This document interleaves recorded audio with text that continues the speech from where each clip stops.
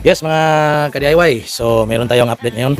So meron tayong Bluetooth speaker na pinalitan natin ng bagong Bluetooth amplifier. So ito po ay common, mabibili natin online. So ito po ay isang DT30. So yun mga supply niya mga ka-DIY. Ito, yan, meron siyang direct AC. Meron siyang cord na AC. Tapos meron siyang, kung makita niyo, meron siyang 12 to 24 volts nga DC supply dito, AC. So itong amplifier na to mga DIY ay hindi siya chargeable. So wala siyang built-in na pwede mo siyang chargeable, pero ginawa natin ng paraan mga DIY. So nagiging chargeable na siya. So itong dalawang switch ito ay ito yung power niya kapag ito ang gagamitin mo. AC, itong power niya. Pag dito naman ang ginamit mo, yung AC o DC na 12 volt supply, wala siyang switch, automatic siya mag-on. Dito mayroon siyang digital na display dito.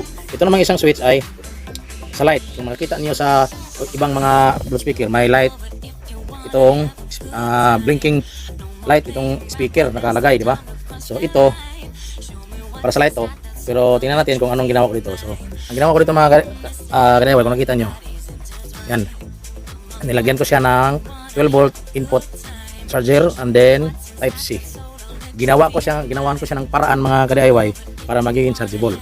So, para mapatunayan ko sa inyo na totoo sinabi ko, itong LED light na ito na switch ay kinonvert ko.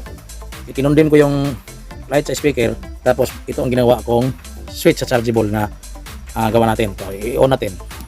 Yan. Bluetooth mode. So yan mga ka-DIY, abangan nyo ang video kung paano ko to ginawa. So dito ko na siya i-charge. Nilagyan ko siya ng battery. Siyempre ano natin yan ang video kung paano natin ginawa to.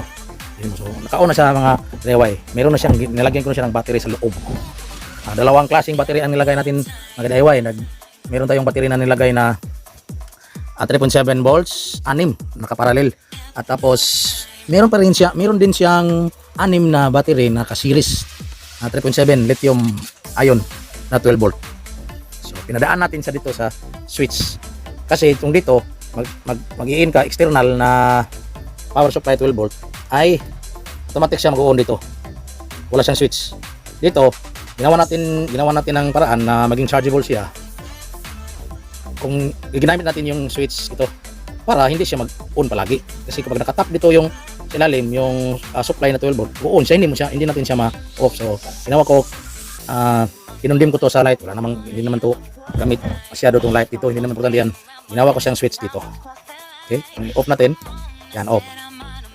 On. So walang nakasaksak dyan mga ka-DIY ha. Dahil kinonvert ko to, ginawa ko siyang chargeable. Okay.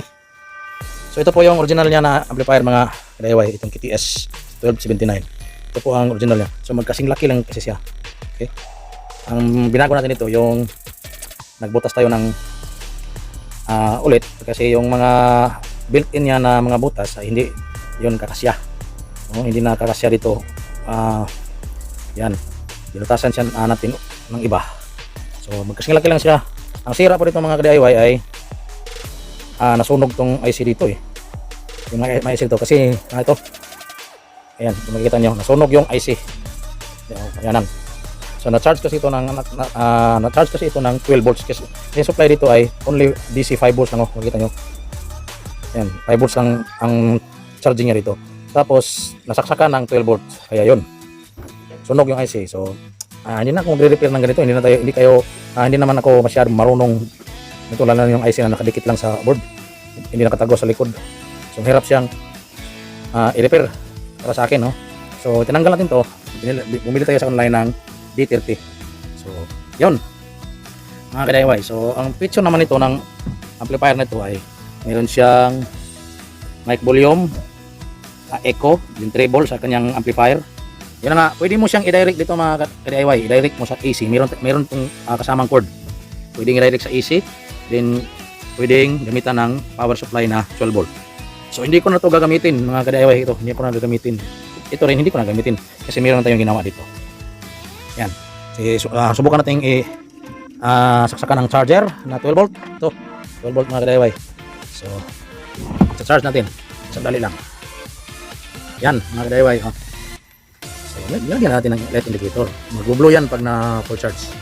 Dito, pwede rin natin siyang gamitan ng Type C o 5 volts na supply galing sa charger ng cellphone. So, yun mga ka-DIY. So, abangan nyo ang video ang gagawin natin dito kung paano natin ginawa yung mga connection para magiging chargeable siya. Okay? So, meron pa akong nilagay dito yung battery indicator. So, hindi ko pa ito na-finalize. Kasi ang kulang ko dito mga ka-DIY ay yung battery management system or BMS. Wala pa ang BMS. Ang samantala ko na itong Kinonic. So, meron pa akong ilalagay dito na BMS, 1S BMS at saka 3S BMS. Kasi dalawang battery yung ginagamit natin. Dalawang pack. Ayan mga ka-DIY. So abangan ang video natin kung paano natin to ginagawa.